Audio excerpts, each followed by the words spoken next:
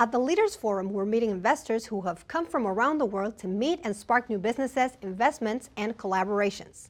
We have a representative from Jeffries Financial Group ready for a short chat with us. Let's hear what he has to share about investing in the startup asset class. Thank you for joining us. How are you? Thank you, Alejandra. As a traditional financial group in the U.S., what attracts you from the startup asset class? Well, we at Jeffries try to focus on sector expertise and building relationships with companies early on and being a partner to them throughout their life cycle. That could be as they grow, as they raise capital, both in the private markets, eventually in the public markets, and ideally, should they choose to, down in M&A.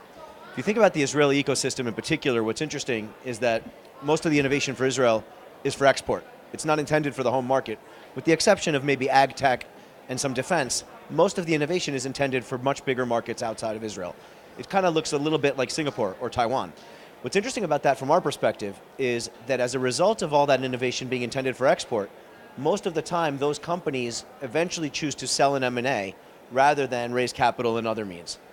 We specialize in helping global M&A buyers find talented companies to acquire and add to their portfolio. And Israel is a fertile hunting ground for just that, innovation, companies that need capital to grow and scale, and that can add real growth to more traditional industries.